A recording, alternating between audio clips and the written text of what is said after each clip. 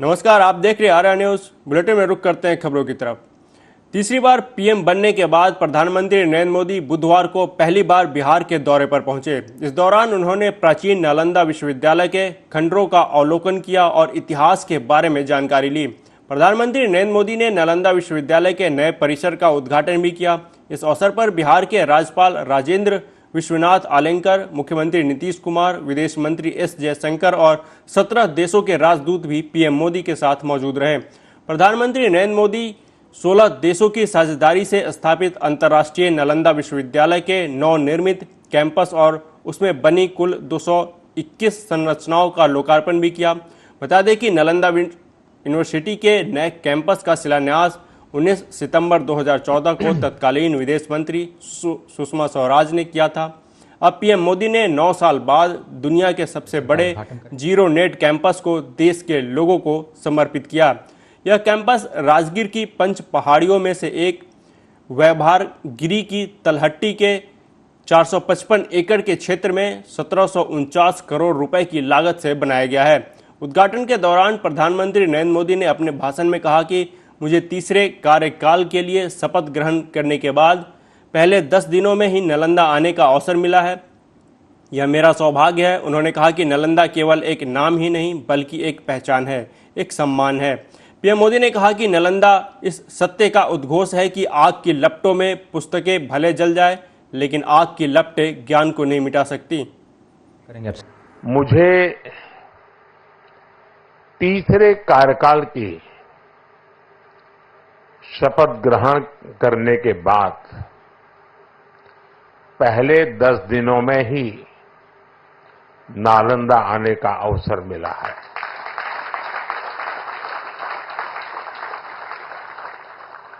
ये मेरा सौभाग्य तो है ही। मैं इसे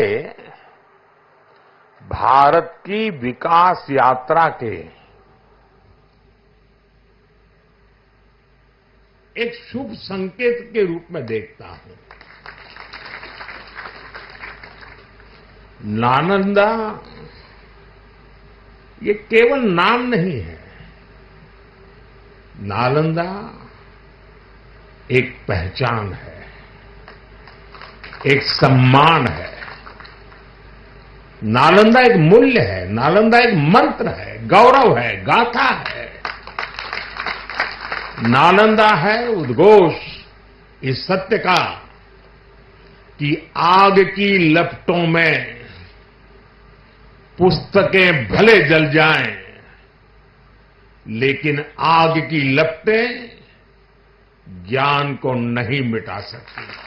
साथियों, हम सभी जानते हैं कि नालंदा कभी भारत की परंपरा और पहचान का जीवंत केंद्र हुआ करता था।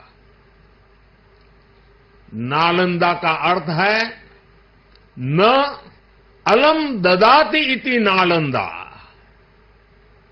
अर्थात जहां शिक्षा का, ज्ञान के दान का अविरल प्रवाह हो। शिक्षा को लेकर,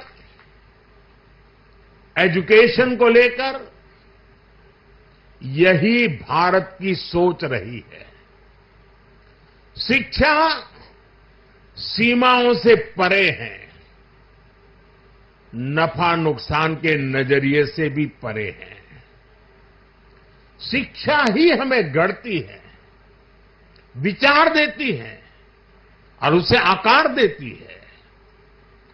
प्राचीन नालंदा में बच्चों का एडमिशन उनकी पहचान, उनकी नेशनलिटी को देखकर नहीं होता था। हर देश, हर वर्ग के युवा यहां आते थे। नालंदा विश्वविद्यालय के इस नए कैंपस में हमें उसी प्राचीन व्यवस्था को फिर से आधुनिक रूप में मजबूती देनी है। और मुझे ये देखकर खुशी है कि दुनिया के कई देशों से यहां स्टूडेंट्स आने लगे हैं। यहां नालंदा में 20 से ज्यादा देशों के स्टूडेंट्स पढ़ाई कर रहे हैं। ये वसुधैव कुटुंबकम की भावना का कितना सुंदर प्रतीक है।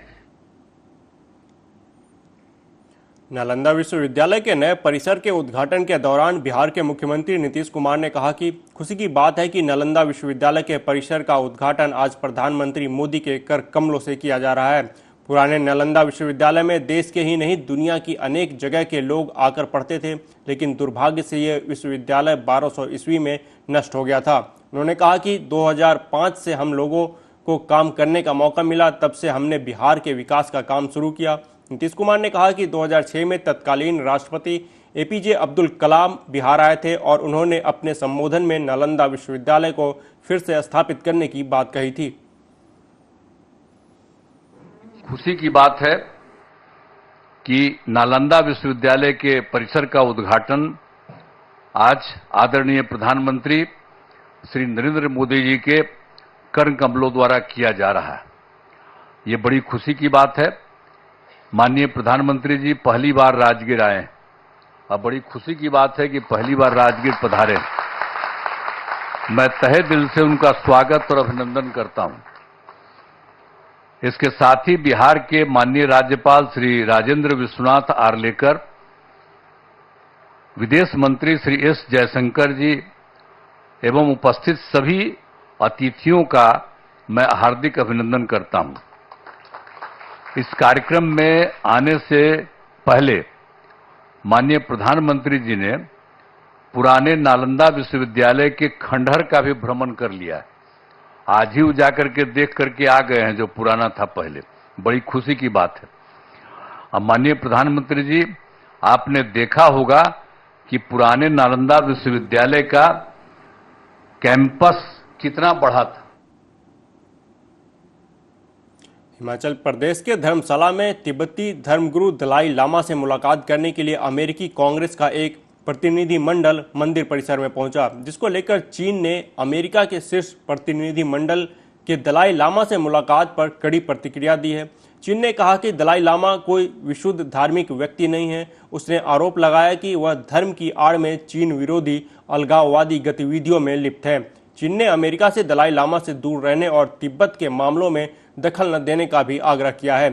चीन ने कहा कि वह अपनी संप्रभुता, सुरक्षा और हितों की दृढ़ता से रक्षा करने के लिए कड़े कदम भी उठाएगा।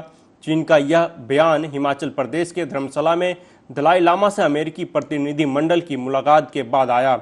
इस प्रतिनिधि मंडल में नैन्सी पेलोसी भी शामिल हैं, जिन्हें चीन अपने सबसे बड़े दुश्मन के रूप में देखता है। बढ़ते हैं अगली खबर की तरफ। राष्ट्रीय राजधानी दिल्ली में कई हिस्सों में पानी की समस्या को लेकर लोगों को परेशानी का सामना करना पड़ रहा है। जल संकट के बीच टैंकरों द्वारा जलापूर्ति की जा रही है। लोगों की मांग पूरी करने के लिए टैंकर के फेरे बढ़ाए जा रहे हैं, मगर अब भी कई इलाकों में जलापूर्ति नहीं हो पा रही है। एक टैंकर के पीछे हजारों लोग पानी के लिए दौड़ रहे हैं। दिल्ली में जल संकट गंभीर रूप धारण कर चुका है, तो वहीं इस पर सियासत भी जारी है। कांग्रेस, बीजेपी लगातार आम आदमी पार्टी सरकार के खिलाफ सड़कों पर उतरकर प्रदर्शन कर रही है। जल संकट के खिलाफ भाजपा सांसद परवीन खंडेलवाल ने कार्यकर्ताओं के साथ मोती बाग कॉलोनी में मार्च निकाला।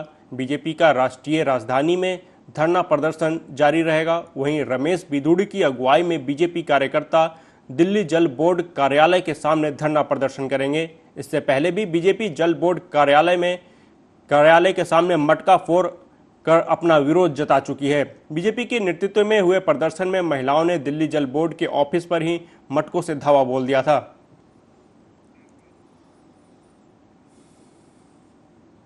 वहीं दिल्ली की जल मंत्री आतिशी ने कहा कि दिल्ली में पर्याप्त पानी नहीं है। दिल्ली में कुल पानी की सप्लाई 1050 MGD है, जिसमें से 613 MGD हरियाणा से आता है।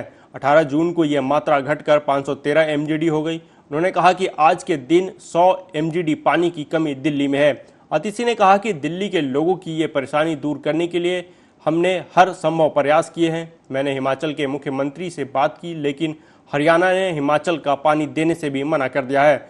सुप्रीम कोर्ट ने भी माना कि दिल्ली में पानी की संकट है, लेकिन इसके बावजूद भी हरियाणा सरकार ने दिल्ली को पानी नहीं दिया। मैंने आज देश के प्रधानमंत्री नरेंद्र मोदी जी को चिट्ठी लिखी है और मैंने उनसे निवेदन किया है, मैंने उनसे आग्रह किया है कि अब दिल्ली वालों का कष्ट हर सीमा को पार कर रहा है। आज दिल्ली में 28 लाख लोगों को पानी नहीं मिला, तो मैंने प्रधानमंत्री नरेंद्र मोदी जी से ये विनम्र निवेदन किया है कि वो दिल्ली के लोगों को पानी दिलवाएं, वो चाहे हरियाणा से दिलवाएं, वो कहीं से पानी दिलवाएं, लेकिन अब उनको किसी प्रकार से दिल्ली के लोगों को पानी दिलवाना होगा। परंतु अगर 21 तारीख तक दिल्ली वालों को अपने हक का पानी नहीं मिलता, अगर दिल्ली वालों को ये 100 MGD पानी नहीं मिलता, अगर दिल्ली में 28 लाख से ज्यादा लोग इस तरह बूंद बूंद पानी के लिए तरसते रहे, तो फिर 21 तारीख से मुझे पानी के लिए सत्याग्रह शुरू करना पड़ेगा, मजबूरी में करना पड़ेगा, और मैं 21 तारीख से अनिश्चितकालीन अनशन पर बैठूंगी जब तक दिल्ली वालों को उनके हक का पानी नहीं मिल जाता। सिक्किम में गैंगटॉक से 115 किलोमीटर दूर लाचुंग में 12 जून से फंसे पर्यटकों को मौसम में सुधार आने के बाद सुचारू रूप से निकालने का काम जारी है। भारतीय सेना, सीमा सड़क संगठन, राज्य प्रशासन और स्थानीय लोगों की मदद से सुरक्षित रूप से निकालने का प्रयास जारी है। फिलहाल किसी अप्रिय घटना की कोई सूचना नहीं मिली है। चुंगथांग में 1200 से अधिक घरेलू यात्री और 100 बांग्लादेशी, 3 नेपाल और 2 थाईलैंड के कुल 15 विदेशी पर्यटक 2900 मीटर की ऊंचाई पर फंस गए थे। मूसलाधार बारिश के कारण आई विनाशकारी बाढ़ के कारण भूस्खलन और ऊपर से चट्टाने और बोल्डर गिरने के कारण इस क्षेत्र में वाहन यातायात बाधित हो गया था।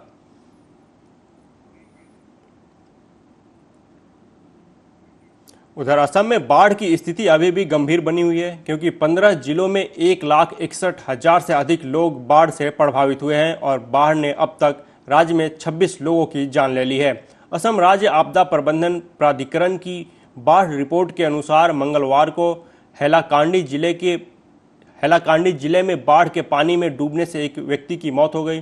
रिपोर्ट में कहा गया है कि इस साल की बाढ़ में राज्य में अब तक 26 लोगों की जान ली है। करीमगंज जिले में बाढ़ की स्थिति बदतर हो गई है और 41,711 बच्चों सहित 1,52,000 से अधिक लोग प्रभावित हुए हैं। करीमगंज जिले के नीलम बाजार, RK नगर, करीमगंज और बदरपुर राजस्व मंडल के 225 गांव बाढ़ से प्रभावित हुए हैं और 22,464 बाढ़ प्रभावित लोग जिला प्रशासन द्वारा स्थापित राहत शिविरों और राहत वितरण केंद्रों में शरण लिए हुए हैं। राज्य आपदा प्रबंधन की बाढ़ रिपोर्ट में कहा गया है कि 15 बाढ़ प्रभावित जिलों के 28 राजस्व क्षेत्रों के तहत 470 गांव प्रभावित हुए हैं और 11 जिलों में 1378 हेक्टेयर फसल बाढ़ के पानी में डूब गया है। 15 जिलों में 93,895 घरेलू पशु भी बाढ़ से प्रभावित हुए हैं।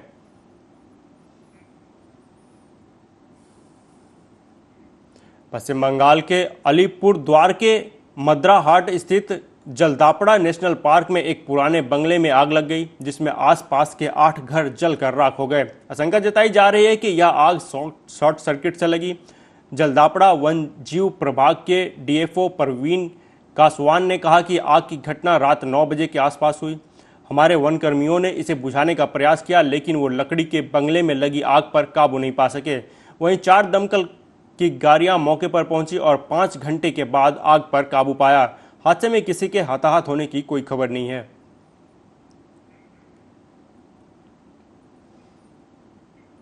मध्य प्रदेश के शिवपुरी के पुलिस अधीक्षक कार्यालय में एक पति ने अपनी पत्नी को ढूंढ निकालने की गुहार लगाई है।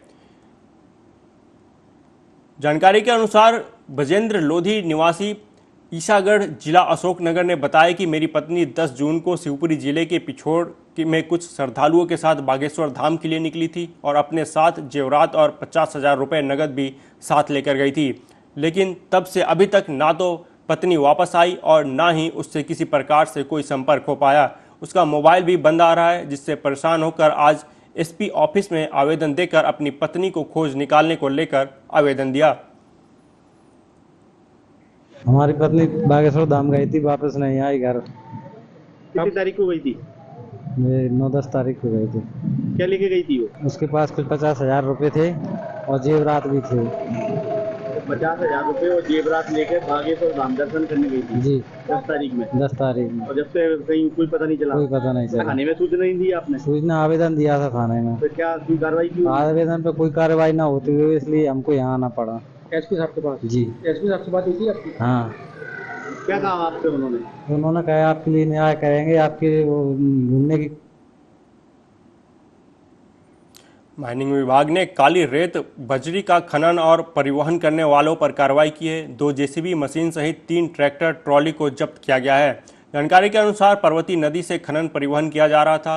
अहमदपुर थाना प्रांगण में जब्त किए गए वाहनों को पुलिस की निगरानी में खड़ा किया गया है।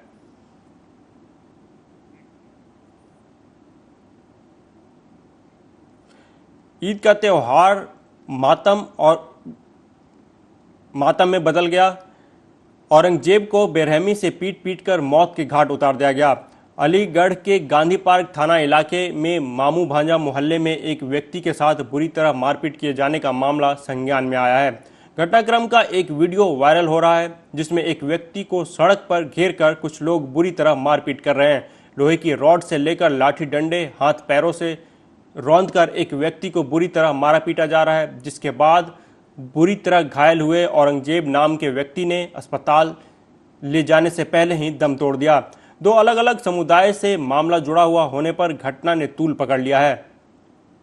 मॉब लिंचिंग का मामला है ये, जिसमें जो है वो पूरे एक कम से कम मॉब लिंचिंग टाइप का मामला है, जिसमें 7-8 लोगों ने मिलके एक मुसलमान लड़का है औरंगजेब, उसको मारा पीटा है और इतना मारा है कि उसकी हड्डियां जो हैं वो टूट गई और उसकी जो है वो मौके पे ही डेथ हो गई। और उसको पानी मांगता रहा, मोहल्ले वाले ये पानी पिलाने के लिए उसके लिए कहने लगे, क्योंकि वहीं आबादी बराबर की भी है। जब वो पानी के लिए जाने लगे तो उन लोगों को पथराव कर दिया गया जो पानी लेके जा रहे थे। बाद में पुलिस आई तो पुलिस जो है वो उसके शव को लेके यहाँ पे मलखान सिंह पे आई है। हम लोग इसीलिए कर रहे हैं कि जब तक उनकी गिरफ्तारी नहीं होगी हम लोग यहाँ से नहीं जाएंगे। क्या मानते हैं किस तरह की घटना है, क्यों गया था मोहल्ले में? ये जो है वो पाबंदियां थोड़ी ना है कि कहीं पे कोई जा नहीं सकता। गली है, पार गली है, ठीक है ना। वो खुद ही सड़क है, किसी के घर में नहीं टहल रहा था, पहली बात। दूसरी बात ये है कि कोई भी इल्जाम मारपीट का अगर था तो थाने में दे देते, पुलिस से बात कर लेते। लेकिन इस तरह से सड़क पे ही अब जो है वो फैसले हो रहे हैं, कहीं पे किसी को गोली मार दी जाती है। ये उत्तर प्रदेश के अंदर चुनाव के बाद से कम 7वां या 8वां में प्रकरण हमारे संज्ञान में आया था, जिसमें एक युवक को 2 लोगों द्वारा काफी मारा गया था, जिसमें उसको काफी चोट आई थी। पुलिस ने घटना को तत्काल संज्ञान में लेते हुए उसको उपचार के लिए भेजा। दुर्भाग्यवश उसकी उपचार के दौरान मृत्यु हो गई।